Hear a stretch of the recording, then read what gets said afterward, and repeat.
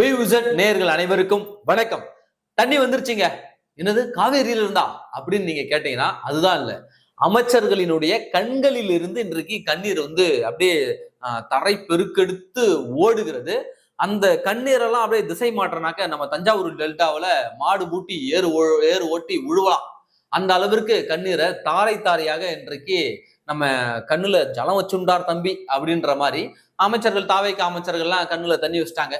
கரூருடைய மாவட்ட செயலாளர் மதியழகனு, அப்புறம் அமைச்சர் பர்வேஸ், அப்புறம் விஜய் பாலாஜின்னு ஒரு அமைச்சர் இருக்காரு இல்லைங்களா, இவங்கெல்லாம் இன்னைக்கு ஜனநாயகன் படத்தினுடைய ஃபர்ஸ்ட் டே ஃபர்ஸ்ட் ஷோ பார்க்க போயிட்டு அங்க போயிட்டு அப்படியே கேமராலாம் முன்னாடி நிறைய வச்சுட்டாங்க. நிறைய கேமரா வச்சுட்டு ஜூம் பண்ணி பாக்குறாங்க. அப்படியே அமைச்சர் அழுங்க அழுங்க இன்னும் ஐ வாண்ட் மோர் எமோஷன் அப்படின்ற மாதிரி கேமராமேன்லாம் வளைச்சு இப்படி போட்டோ எடுக்கிறாங்க, வீடியோ எடுக்கிறாங்க. அமைச்சர் அப்பதான் அப்படியே குலுங்கி கர்ச்சிப் எடுத்து இப்படி தொடச்சிக்கிட்டு அமைச்சர் குலுங்கி அழுறாரு. இத அந்த மாவட்ட செயலாளர் மதியழகெல்லாம் அப்படியே கண் கலங்கி நின்றுட்டு இப்படி வீடியோ பாக்குறது, அதெல்லாம் அப்படியே நிறைய வீடியோ எடுத்து இன்றைக்கு சோசியல் மீடியாவில் பகிர்ந்துகிட்டு இருக்காங்க. உண்மையாவே பார்ப்பதற்கு பரிதாபமாக தான் இருக்கிறது. தமிழ்நாட்டினுடைய நிலைமையை பார்க்கும்போது விஜயனுடைய கத்தி படத்துல சொல்லுவாங்கல்ல, தம்பி நாங்க வேணா ஒரு 10 பேர் தற்கொலை பண்ணிக்கிட்டுமா தம்பி அப்படின்னு கேட்பாங்கல்ல, அந்த மாதிரிதான் இந்த காட்சியெல்லாம் எனக்கு பார்த்தோன்னே தோணுச்சு. நாம வேணா ஒரு 10 யூடியூபர் போய் ஒன்னா தற்கொலை பண்ணிக்கலாமா அப்படிலாம் தோணுச்சு. இவனுங்க பண்ற இந்த அட்டகாசம் அட்டுழியெல்லாம் பார்க்கும்போது உலகத்துல யாருமே பண்ணாதது மாதிரியும், இவனுங்க தான் என்னமோ படம் நடிச்சு அதை ரிலீஸ் பண்ற மாதிரியும், இனிமே விஜய் நடிக்கவே மாட்டாருன்ற மாதிரியும் இவனுங்க போயிட்டு இந்த சீன்லாம் போட்டுட்டு இருக்கானுங்க. ஒருவேளை விஜய் அவர்கள் 2026 தோற்று இருந்தால் இந்நேரம் அடுத்த படத்துக்கு கால் ஷீட் கொடுத்துட்டு அடுத்த படத்தை நடிக்க போயிருப்பாரு அவர். இவனுக்கு தான் அந்த பில்டப்பை கொடுத்துக்கிட்டு இருக்கானுங்க. உண்மையாகவே தமிழ்நாட்டில் நடிக்கும் போது பரிதாபமா இருக்கு. இப்பேற்பட்ட ஒரு முட்டாள் கொடுத்த நம்ம அப்படியே மறைச்சு ஒளிச்சு வச்சிருந்தோம் அப்படின்னு சொல்லிட்டு இன்றைக்கு வட இந்தியா முழுக்க கல்விக்காக போராடிக்கிட்டு இருக்கு. நீட் எங்களுக்கு வேணாம்னு சொல்லி போராடிக்கிட்டு இருக்கு. ஆனா தமிழ்நாடு மக்கள் இன்றைக்கு ஜனநாயகன் படம் பார்க்கறதுக்காக இன்றைக்கு போராடிக்கிட்டு இருக்காங்க. ஜனநாயகன் படத்துக்காக போராடிக்கிட்டு இருக்காங்க. அதையெல்லாம் பார்க்கும்பொழுது இப்பவுமே பரிதாபமா இருக்கு. என்னடா தமிழ்நாடு இப்படி ஆயிடுச்சு அப்படின்னு. நாம ஏதாவது மென்டல் ஆஸ்பத்திரியில ஏதாவது வாழ்ந்துகிட்டு இருக்கோமா அப்படின்னு சொல்லிட்டு உண்மையாலுமே மன உளைச்சலா இருக்கு. நீங்க நடிங்க, படத்தை பாருங்க, என்ன வேணாலும் பண்ணுங்க. ஆனா இதுக்கு இவ்வளவு ஹைப்பு கொடுத்து நீங்க வர முதலமைச்சர் நிறுத்திட்டாரு, மொத்த அமைச்சரும் போய் படம் பார்க்கறது ஏன்? இது வரைக்கும் தமிழ்நாடு அரசியல் வரலாற்றுல எந்த ஒரு முதல்வரும் எந்த அமைச்சரும் போய் படம் பார்த்ததே இல்லையா? த்ரிஷா படம் பார்க்க வந்ததெல்லாம் நியூஸா போடுறாயா? த்ரிஷா படம் பார்க்க வந்தது சரி, நியூஸா போடுறாங்க. சரி, த்ரிஷாவுடைய அம்மா படம் பார்க்க வந்ததெல்லாம் நியூஸா இந்த முதன்மை ஊடகங்களும் எடுத்து போட்டுக்கிட்டு இருக்கு. கண் கலங்கிய அமைச்சர் பர்வேஸ், கதறி எழுத அமைச்சர் பர்வேஸ். என்ன அழுவுறதுக்கு ஏதாவது ஒலிம்பிக் போட்டி ஏதாவது நடத்துறாங்களா? யார் முதல்ல அழுகுறாங்களோ அவங்களுக்கு தான் பரிசு கொடுப்பேன், தங்கப்பதக்கம் கொடுப்பேன், ஏதாவது போட்டி ஏதாவது நடத்துறாங்களா? இல்ல போனாங்கன்னா ஏதாவது விழுந்துருச்சா? எதுக்குடா அழுதுகிட்டு இருக்கீங்க சொல்லுங்க பாப்பா. நேத்து காவிரி நடுவர் நீதிமன்றத்தினுடைய 53வது கூட்டம் நடந்திருக்கிறது. அதுல கர்நாடகா மிக தெளிவாக சொல்லிடுச்சு, ஒரு சொட்டு தண்ணி தமிழ்நாட்டுக்கு தரமாட்டேன்னு சொல்லிடுச்சு. ஆனா இவனுங்க கர்நாடகாக்காரனுக்கு தமிழ்நாட்டினுடைய டெல்லி பிரதிநிதி பதவி தூக்கி கொடுக்குறானுங்க. ஒரு சொட்டு தண்ணி திறந்து விட மாட்டோம்னு கர்நாடகா சொல்லிடுச்சு நேத்து காவிரி நடுவர் மன்ற கூட்டத்தொடர்ல. ஆனா அதை கேள்வி கேட்க வேண்டிய, தண்ணீரை கேட்க வேண்டிய நீர்வளத்துறை அமைச்சர் டிக்கெட் வித்துக்கிட்டு இருக்காரு. எப்படி ஜனநாயகம் படத்துக்கு டிக்கெட் வித்துக்கிட்டு இருக்காரு. உண்மையாகவே டெல்டா பகுதி காஞ்சிக்கிட்டு இருக்கு. அங்க இருக்க விவசாயி இன்னும் ஏறு பூட்டலைங்க. தண்ணி இருந்தா தானே அவன் நாத்து நடுவான். அவன் அங்க கதறிக்கிட்டு இருக்கான், ஐயோ தண்ணி விடலையா, ஜூன் மாசமே தந்துருக்கணும், ஒரு 9 டிஎம்சி ஜூன் மாசமே தந்துருக்கணும், இந்த மாசத்துக்கு ஒரு 21 டிஎம்சி தந்துருக்கணும், தண்ணி தரல அப்படின்னு சொல்லிட்டு கதறி எழுதுகிட்டு இருக்கான். கர்நாடகாரன் ஒரு சூட்டு தர முடியாது. நேற்று காவிரி நடுவர் மன்றத்துல போய் பேசிட்டான். ஆனா தமிழ்நாடு அமைச்சர், நீர்வளத்துறை அமைச்சர் இதை பத்தி ஏதாவது பேசினாரானா இல்ல. தமிழ்நாடு அரசு தரப்புல ஏதாவது பேசினாங்கன்னா இல்ல. இந்த ஊடகங்கள் அதை பற்றி ஏதாவது விவாதித்ததுனா இல்ல. காவிரியில தண்ணி வர்றது இவங்களுக்கு பிரச்சனை இல்ல, அமைச்சருடைய கண்கள்ல தண்ணி வந்துருச்சு, அதுதான் இவங்களுக்கு பிரச்சனை. அதைத்தான் விவாதமாக்கி கொண்டிருக்காங்க. இன்னைக்கு தூத்துக்குடியில தென்குளம் என்ற பகுதியில 24 வயதான ஒரு இளைஞரை காவல்துறை அடிச்சு கொன்னு இருக்கு. அடிச்சு கொன்னு இன்னைக்கு அந்த நியூஸ் போய்கிட்டு இருக்கு. அந்த நியூஸை எந்த ஊடகம் கவர் பண்ணல. த்ரிஷா படம் பார்க்க வந்தார், த்ரிஷாவினுடைய தாயார் படம் பார்க்க வந்தார், மீண்டும் ஒரு காவல்துறை மரணம். இப்ப ஆட்சிக்கு 70 நாள்ல இன்றையோட 6வது காவல்துறை மரணம் நடந்திருக்கிறது இந்த விஜய் ஆட்சியில. இதை பத்தி யாரும் கேள்வி வைக்கல. வெறும் 24 வயது இளைஞன், சின்ன பையன், டாஸ்மாக்ல வேலை செய்யற பையன் அடிச்சு கொண்டு இருக்கிறது இந்த காவல்துறை. இதுக்காக எவனாவது கண்காணா? கரூர்ல 41 பேரை சாவடிச்சிங்களடா, அதுக்கு எந்த இப்ப அமைச்சரா இருக்க எவனாவது அன்னைக்கு கண்கலங்கி வீடியோ போட்டானா? ஆனா இன்னைக்கு ஜனநாயகன் படத்துக்கு எல்லாரும் உட்காந்துட்டு வீடியோ போட்டுட்டு டிராமா பண்ணிட்டு இருக்காங்க. நம்ம ஊர்ல ஒரு பழமொழி இருக்கும், ராஜாவோட நாய் செத்து போனாக்க கூட்டம் கூடும், ராஜா செத்து போனா ஒரு நாய் கூட கண்டுக்காது அப்படின்னு சொல்லிட்டு. அந்த மாதிரிதான் இன்னைக்கு அதிகாரம் இருக்கிறதால தன்னுடைய பதவி பாதுகாத்துக் கொள்ளணும், நான் தான் உங்களுடைய சிறந்த விசுவாசி அடிமை என்று நிறுவத்தி கொள்ள வேண்டும் என்பதற்காக இன்னைக்கு எல்லா அமைச்சர்களும் டிராமா போட்டுட்டு இருக்காங்க. கதறி கதறி குலுங்கி குலுங்கி அழுகுறானுங்கப்பா. அப்படி என்ன சீன் அந்த படத்துல வந்ததுன்னு தெரியல, அப்படி என்ன அழுகைன்னு ஒன்னும் புரியல நமக்கு.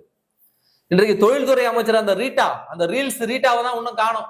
இது ஒரு பக்கம் இருக்குதுனாக்க, அந்த குழந்தைய தூக்கிட்டு திருவிகா எம்எல்ஏ பல்லவின்னு குழந்தைய தூக்கிட்டு ஒரு பைத்தியம் சுத்தம்ல, அந்த பைத்தியம் இன்னைக்கு ஏ சர்டிபிகேட் படத்துக்கு கை குழந்தைய தூக்கிட்டு பணமாக போயிருக்கு. எப்படி இருக்கு பாருங்க கதை. ஏ சர்டிபிகேட்டுக்கு 18 வயசு கீழே இருக்கும் பார்க்க கூடாது.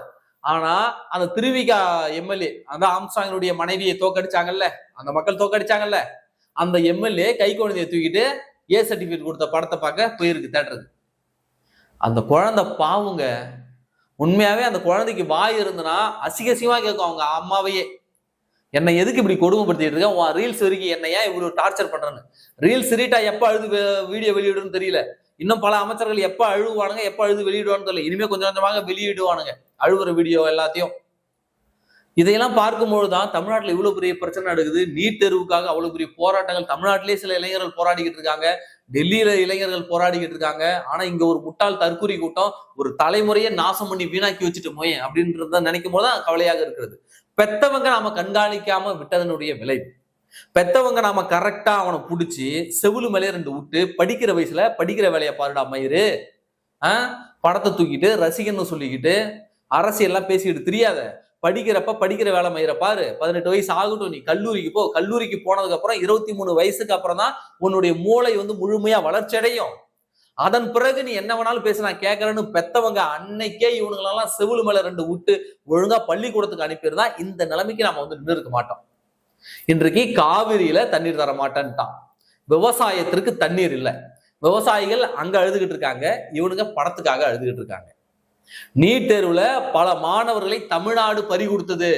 இந்தியாவில் இருக்கக்கூடிய மற்ற மாநிலங்களை விட நீட் தற்கொலைகள் எங்க நடந்ததுன்னா தமிழ்நாட்டில தான் நடந்தது.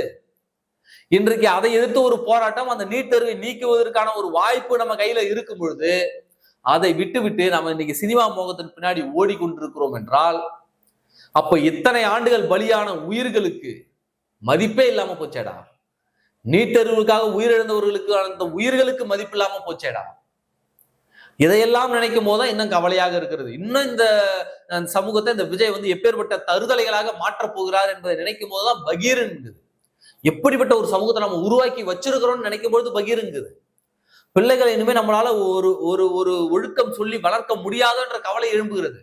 பொம்பளை பிள்ளைங்களாம் ரோட்ல போட்டுட்டு அந்த ஆட்டம் ஆடிட்டு இருக்காங்க. ஆடுங்க, கேட்டா உரிமை எல்லாருக்கும் அந்த உரிமை இருக்குங்க, ஆடுங்க, அதெல்லாம் ஒண்ணும் தப்பு கிடையாது. ஆனா என் புருஷனை விட எனக்கு விஜய் தான் பிடிக்கும், என் பொண்டாட்டியை விட எனக்கு விஜய் தான் பிடிக்கும், விஜயை நான் கட்டிப்பேன், விஜயை நான் வச்சுப்பேன், விஜய் கூட படுத்துப்பேன் இப்படின்னு பேசுறதெல்லாம் தயவு செஞ்சு நிறுத்துங்க. அதையெல்லாம் எங்களால இன்னும் தாங்க முடியல. என்னடா இப்படி ஒரு வளர்ப்பை வளர்த்து வச்சிருக்காங்களா அப்படின்னு நினைக்கும் போதுதான் இன்னும் வேதனையாக இருக்கு. இன்னும் எதிர்காலத்துல இதுவே இப்படிப்பட்ட தருதலையா இருக்குதுன்னா இதுகளுக்கு பிறகு பிள்ளைகளை எப்படி இதுங்க தருதலையா வளர்க்கணும்னு நினைக்கும் பொழுதுதான் இன்னும் வேதனையாக இருக்கிறது. அப்போ படத்துக்காக இன்றைக்கு ஒட்டுமொத்த அரசு எந்திரமே, அரசாங்கமே ஒட்டுமொத்தமா போயிட்டு ஒரு படத்தை கொண்டாடிக்கிட்டு இருக்கு, ஒரு படத்தை பார்த்துக்கிட்டு இருக்கு. இந்த பக்கம் தண்ணி தரமானு சொல்லிட்டு மாநில உரிமை பறிபோய்கிட்டு இருக்கு. நீட் தேர்வால பாதிக்கப்பட்ட மாணவருடைய உயிர் தியாகம் இன்றைக்கு வீணாக நிற்கிறது. அப்படியே தமிழ்நாட்டில் நீட் தேர்வுக்கு எதிராக போராடக்கூடிய மாணவர்களை ஒடுக்கக்கூடிய வேலையை இந்த தாவேகா அரசு பார்க்கிறது. காவல்துறையினர் பேட்ச் போடாம, நேம் பேட்ச் இல்லாம, இங்க அடையாள செல்லங்கள் எதுவுமே இல்லாம வெறும் எம்டி யூனிஃபார்ம் போட்டுட்டு மாணவர்களை அடிச்சு வலுக்கட்டாயமா வண்டியில ஏற்றிட்டு போய்கிட்டு இருக்காங்க இங்க சென்னையில. அவர்கள் காவலர்களா இல்ல தாவேகா ரவுடிகளானே தெரியல.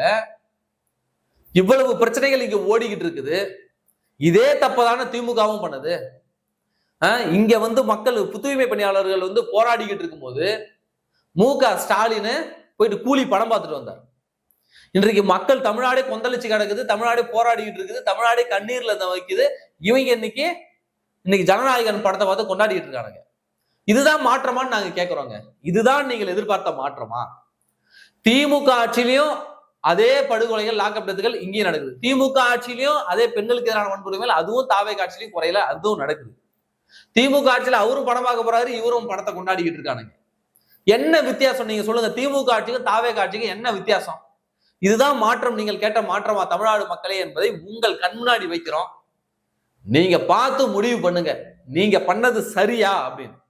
அப்ப இந்த தவறை திருத்திக் கொள்வதற்கு ஒரு வாய்ப்பு கிடைத்திருக்கு. அதுதான் இடைத்தேர்தல். இடைத்தேர்தல்ல நீங்க அடிக்கிற அடியில தான் இந்த தாவேக அரசு ஒரு சூடு போட்ட பூனை மாதிரி, ஓ நம்ம ஓவரா போயிட்டோம், இனிமே நம்ம கண்ட்ரோலா நடக்கணும்னாக்க அடுத்த முறை நம்மளை வரவிட மாட்டாங்கன்னு இவங்க அடங்குவாங்க. அப்போ தாவேகாவை அடக்குவதற்கு, இவருடைய ஆணவ திமிரை அடக்குவதற்கு இடைத்தேர்தல் என்ற ஒன்று இருக்கு. அதை தமிழ்நாடு மக்கள் பயன்படுத்திக் கொள்ள வேண்டும். ஏன்னா இத்தகைய ஒரு தருதலைகளை உருவாக்குவதற்காக நாம இல்ல. இத்தகைய தருதலைகளை உருவாக்குவது தமிழ் சமூகத்திற்கு அழகும் அல்ல. சிந்தித்து நீங்கள் முடிவெடுங்கள். நன்றி.